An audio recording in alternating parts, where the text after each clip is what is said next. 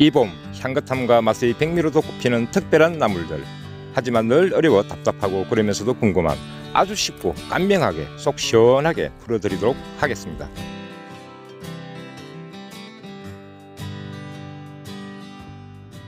안녕하세요, 산가람입니다. 제 3편 많이 기다리셨을 텐데요. 그 기다림의 소중한 만큼 오늘은 잘 알아두면 이 봄 입이 즐거워지고요, 내 몸에 피가 되고 살이 되고요, 오늘의 건강함이 배가 될 뿐만 아니라 그 풍성함에 더욱 넉넉해지는 특별한 나물들을 찾아서 봄바람에 설레이는 향긋한 봄의 전력으로 한 발 옮겨 보겠습니다. 오늘은 제가 봄마다 손꼽아 기다리는 나물 중 하나이면서요, 샐러드든 무침이든 상큼 시원한 향이 일품인 그런 나물을 만나기 위해서 강변으로 먼저 나와 봤는데요. 한참을 헤매다가 이 앞에 그 모습이 보입니다. 자, 이 식물 어떤 나물인지 아시겠어요?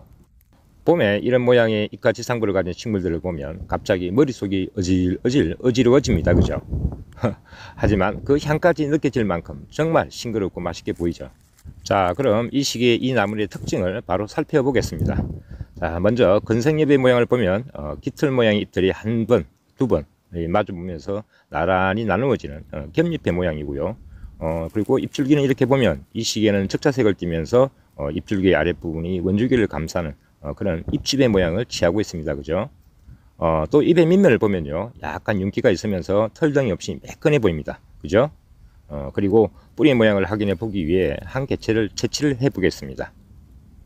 자, 채취를 했는데요. 자, 보세요. 뿌리가 제법 굵고 튼실하죠. 그죠? 이로써 이 식물은 열애의 살이 뿌리구나 하고 대략 짐작이 됩니다. 그죠? 그리고 이 식물은 성장을 하면요, 약 1m 내외로 자라고요. 그 원줄기를 꺾어보면 쏙이 비어있는 그런 형태인데요. 더욱 자라서 5, 6월경이 되면요, 꽃잎이 5장의 하얀 꽃을 피웁니다. 그리고 그 꽃을 자세히 보면 한 장의 꽃잎이 유난히 크고요. 그리고 나머지 꽃잎도 그 크기가 제각각인 것처럼 보이는 그런 특징을 가지게 됩니다. 자, 그리고 이 나물은요, 잎을 하나 뜯어 먹어보면요, 금방 시원하고 상큼한 그런 향이 올라오고요. 산행과 특유의 향긋한 짙은 미나리 향이 금세 입안을 한가득 채우는 그런 기분 좋은 맛이 느껴지는데요. 자, 이 나물이 바로 추운 2월경 발화해서요, 눈 속에서도 자라서 더없는 향긋함과 상큼함이 일품이고요. 그래서 대표적 봄나물로 그 유명한 전호입니다. 이 전호는 전국 대부분의 지역에 자생을 하는데요. 특히 강 주변이라든가 계곡 주변 등에 그런 습기가 많으면서 부식질이 많고요. 그리고 비옥한 땅에서 주로 자생을 합니다. 자, 이 전어 먹어보신 분들은 너무나 잘 아실 텐데요. 생삼이나 샐러드로도 너무 좋고요. 새콤달콤 초무침, 아니면 쫑쫑 썰어서 나물전이나 나물밥, 그리고 살짝 데쳐서 숙취 무침이나 또는 양이 많으면 초절임을 해두고 1년 내내 먹어도 정말 좋은 것이 바로 이 전어입니다. 그리고 이 전어는요, 맛도 맛이지만 칼륨, 칼슘, 비타민과 항산화 성분을 듬뿍 함유하고 있어서요, 개운에 지친 몸에 활력을 주고요. 또한 이 전어의 뿌리를 아삼이라고 부르는데요, 비를 튼튼하게 해서 원기를 북돋우고, 그리고 우리 몸의 허약함을 다스려서 오장을 튼튼하게도 해주고요. 그리고 폐가 허해서 생긴 기침이나 천식을 개선하기도 하고요. 특히 사지가 무력할 때 봄에서 가을 사이에 이렇게 뿌리를 채취해서 썰어 말려 차나 달여서 음용하면 많은 도움을 받을 수 있습니다.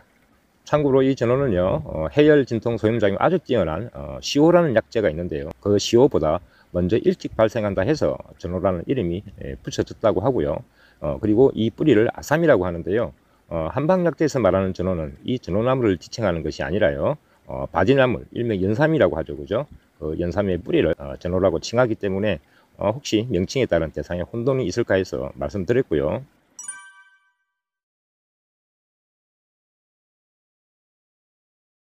자, 그런데 문제는요, 이 전어의 모습을 보고 나니까 머릿속이 더욱 복잡해지는 분들이 많을 텐데요. 대략 유용을 해보면요, 첫 번째, 내가 본 것은 이 전어와 모양은 똑같은데 줄기에 많은 털이 있던데 그건 뭐예요? 라든가, 아니면 두 번째, 내가 본 것은 줄기에 털도 많지 않고 이 전어와 유사했는데 먹어보니까 상큼한 향은커녕 마치 고수처럼 강한 향이 나서 버렸어요. 라든가, 세 번째, 털이고 뭐고 전어라고 생각하고 모양이 똑같아서 채취해서 기대 만발, 그런데 막상 먹어보니까 좋은 맛은커녕 쓴맛만 나더라 하는 분들까지 봄마다 이 전어와 관련된 사연들이 넘쳐나는데요. 산가람이 누굽니까? 당장 그 궁금증을 찾아서 속 시원하게 해결해 드리겠습니다. 자, 그래서 그 첫 번째 혼동되는 식물을 조금 전에 바로 옆에서 찾아두었는데요. 자, 복잡한 것은 뭐 빼고요. 제일 쉽고 간단한 구별 방법을 말씀드리면요. 자, 이 식물의 지상부는 보시는 것처럼 전어와 거의 똑같이 생겼죠, 그죠? 하지만 딱 한 가지. 자, 전어의 줄기는 매끈한 반면에요. 이 식물의 줄기는 이렇게 부드러워 보이는 털을 많이 가지고 있는데요.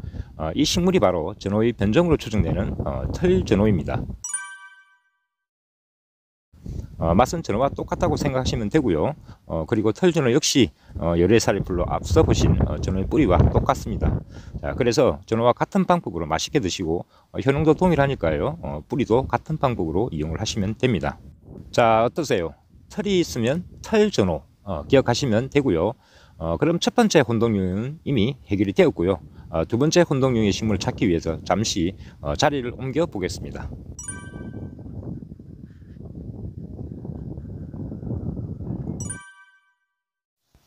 자, 조금 전 강변을 떠났어요. 지금은 이 식물이 잘 서식하는 그런 약간 상기슭의 언덕인데요. 자, 여기 앞을 한번 보세요. 이 모양이 전어와 비슷하면서도 성장 중 이 시기에는 약간 다른 느낌. 즉 분명한 깃꼬리형이 아니라 왠지 잎도 빽빽하고요. 완만한 깃꼬리형이면서 지상부가 전어와 다르게 좀 더 통통한 그런 느낌을 취하고 있는데요. 그렇게 보이죠, 그죠? 이렇게 잎의 뒷면을 보면 잎줄기와 만나는 부분과 줄기에 듬성듬성한 털이 보이는데요. 이 식물이 바로 열애살이풀인 전어나 털전어와 달리 한해살이풀인 유럽전어입니다. 그리고 이 유럽 전어는요, 이렇게 뿌리를 뽑아보면 보시는 것처럼 전어나 털 전어와 달리 한해살의 풀이라서요, 지상부에 대비해서 뿌리가 작고 아주 가늘다는 그런 특징을 가지고 있습니다. 가장 알기 쉽고 간단한 구별 방법은요, 우선 잎을 하나 떼서 먹어보면 금방 구별이 되는데요. 전어나 털 전어는 상큼 시원한 짙은 미나리 향이라면요, 이 유럽 전어는 고수나 파슬리처럼 특유의 강한 향이 있는데요.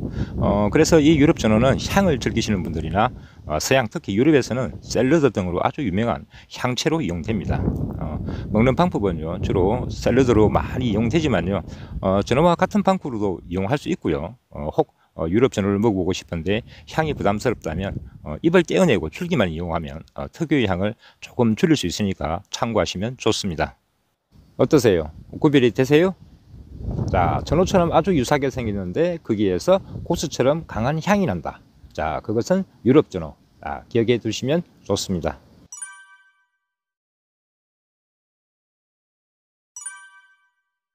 자, 여기는 어떤 밭 근처인데요. 여기 앞을 한번 보세요. 아니, 어떻게 이렇게 지상부가 전어와 비슷할 수가 있을까요? 그죠? 너무나 닮아 보입니다. 하지만 아무리 비슷해도 구별 방법은 있기 마련이고요. 자, 그럼 우선 잎줄기를 한번 보세요. 어라? 줄기에 털이 많은 것이 털전어와 많이 닮았네 하실 텐데요. 자, 여기에 그 구별 포인트가 있습니다. 자, 줄기 털을 한번 위아래로 만져보세요.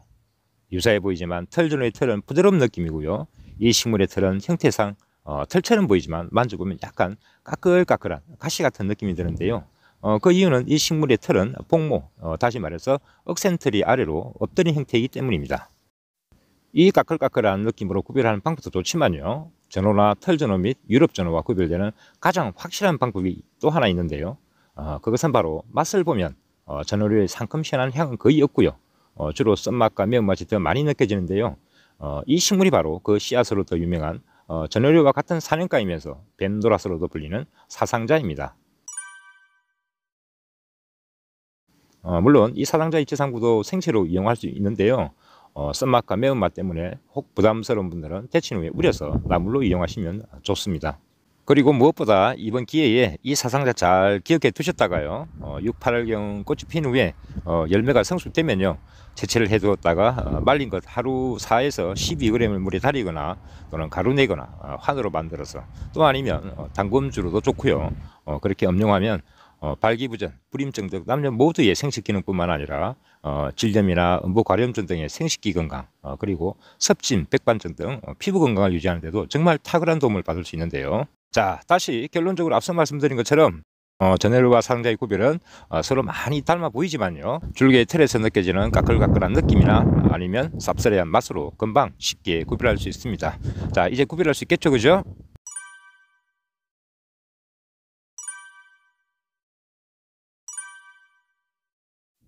자, 이제 앞서 말씀드린 세 가지 혼동 유형은 아니지만요. 자생지를 두고 서로 경쟁하는 관계에 있어서 전호를 찾다가 자주 만나게 되고요. 특히 지금 이 시기에 애매모호한 형태로 전호와 유사한 그런 무식물을 찾아보기 위해서 다시 강변 근처로 돌아봤는데요. 자, 이 앞에 엄청 씩씩하고 튼실하게 발생하고 있는 이 식물이 보이는데 어떻게 전호와 비슷해 보이세요? 이 시기에 이 식물의 가장 주된 특징은요, 이렇게 뿌리 근처의 잎집, 다시 말해서 줄기를 감싸는 부분을 보면요, 큰 구슬 같으면서 아주 선명한 자홍색의 예쁜 잎집을 확인할 수 있습니다. 자, 그래서 언뜻 보면 전어와 잎 형태가 비슷해 보이지만요, 이렇게 자세히 보면 전어에 비해서 잎줄기 등지상부 전체가 훨씬 더 통통하고 크면서 전어처럼 야들야들한 그런 느낌이 아니죠, 그죠? 오히려 뻣뻣할 정도로 강한 잎줄기를 가지고 있는 것이 특징인데요. 자, 이 식물이 바로 절세민 양귀비도 애용했다가 전해지는 백지구리대입니다. 봄의 새수는 생쌈이나 샐러드 혹은 살짝 데쳐서 무침이나 장아찌로 만들면 은은한 한방향의 일품인데요. 혹 향이 부담스럽다면 데쳐 우려낸 후에 이용을 하면 됩니다. 그리고 가을에서 봄 사이에 뿌리를 채취해서요, 썰을 말려서 말린 것 하루에 6에서 12g을 달이거나 또는 가루내어 복용을 하면요, 참기 힘든 두통, 치통, 신경통 등을 줄여주고요. 그리고 혈액순환도 촉진해주고 또한 기미, 여드름, 알러지 등 피부병과 피부 미용에 아주 좋은데요. 양귀비도 반한 그런 약초입니다. 자, 앞서 말씀드린 지상부의 차이로 전어류와 구별이 어렵다면 뿌리를 좀 파보세요. 그러면 크고 굵으면서 긴 뿌리가 이어진다면 그것은 전어가 아니라요, 3, 4m 이상도 자라는 이 구리대라고 생각을 하시면 됩니다.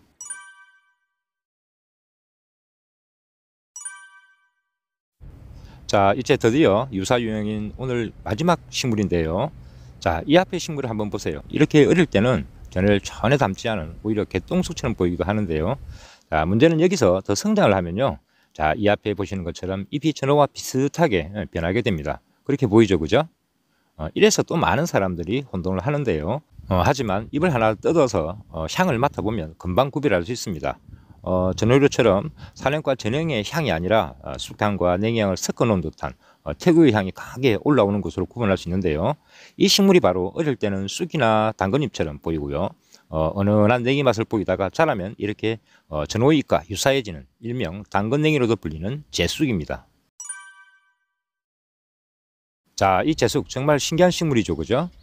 더욱 신비한 점은요, 1편에서 보여드린 것처럼 한겨울 추위 속에서는 적자색의 잎과 마치 당근색의 뿌리를 보여주다가 봄이 되면 금방 초록잎으로 변하면서 뿌리에서 주황색이 사라집니다. 자, 이렇게 신비한 제쑥 역시 독특한 향과 맛을 가진 봄나무로 제격인데요. 나물로 먹는 법과 효능, 약용법은 제1편에서 상세히 설명드렸으니까 참고하시면 됩니다. 자, 마지막 유사 유형까지 마치고요. 지금 벌써 해가 약간 뉘엿뉘엿 져 가려고 합니다. 자, 그런데 도저히 지나칠 수 없는 또 유사 유형 하나가 있어서 마지막으로 잠시 간단하게 소개를 드릴까 해서 잠시 멈췄습니다. 자, 이거 보세요. 자, 잎만 보면 전어잎과 아주 유사하죠, 그죠? 특징적인 거는 줄기에 붉은 이런 색이 많이 들어가 있다는 것. 약간 차이가 있긴 한데요. 근데 초보자들은 언뜻 보면 오, 전어와 많이 닮아 보입니다, 그죠? 자, 그리고 보세요. 자, 이것이 아까 봤던 사상자입니다. 구분하시겠어요? 자, 이 식물은 현호색과의 개불 주머니입니다. 독성이 있고요. 그럼에도 과거 우리 조상들이 먹을 것이 부족하던 힘든 시절에 봄에 어린 순을 제철을 해서 물에 데쳐서 2, 3일 물에 우려서 먹기도 했는데요. 요즘에는 잘 이용하지 않습니다. 여름, 다시 말해 7, 8일경에 위에 지상부를 제거하고 뿌리를 제철을 해서 청열, 해독, 소종의 약재로 쓰이기도 하는데요. 개불주머니와 구별할 수 있는 방법은요, 자, 첫 번째는 이렇게 줄기마다 붉은 색들이 모두 이렇게 들어가 있죠, 그죠? 자, 그렇고요. 그 다음에 줄기를 하나 꺾어 보면 아주 부드럽게 쉽게 꺾입니다. 전어의 줄기와 다르게 아주 수분을 가득 함유한 그런 느낌이 들고요. 그리고 제일 중요한 점은, 자, 하나를 꺾어서 냄새를 맡아보세요.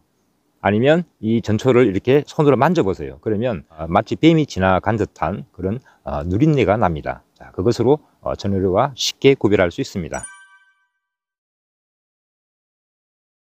자, 오늘은 지금까지 전어로부터 개불주머니까지 모양이 거의 똑같아서 혼동되는 전어와 털전어, 그리고 유럽 전어와 사상자까지 혼동용 4가지 나물과 그리고 자생기나 성장하고 모습이 비슷한 구리대와 대수까지 유사유형 2가지 나물 총 6종의 구별법과 그리고 마지막에 덤으로 괴물 주머니까지 알아봤는데요. 자, 어떠세요? 답답했던 분들 이제 속 시원하세요? 자, 이보다 명쾌하고 쉬운 설명은 없습니다. 그죠? 아마도 잘 기억하시리라 믿고요. 오늘 긴 시간 동안 강변으로 산기슭으로 동행해 주신다고 우리 시청자님들 그리고 구독자님들 고생 많으셨습니다. 이 영상을 통해 건강함이 넘쳐나는 이 봄의 자연을 마음껏 만끽하시기를 기원드리면서 오늘 영상 여기서 마무리하고요. 다음 영상으로 찾아뵙겠습니다. 자, 유튜브로 건강한 세상을 꿈꾸는 약용연구 실천가 산가람이었습니다. 시청해 주셔서 감사합니다. 늘 건강하세요.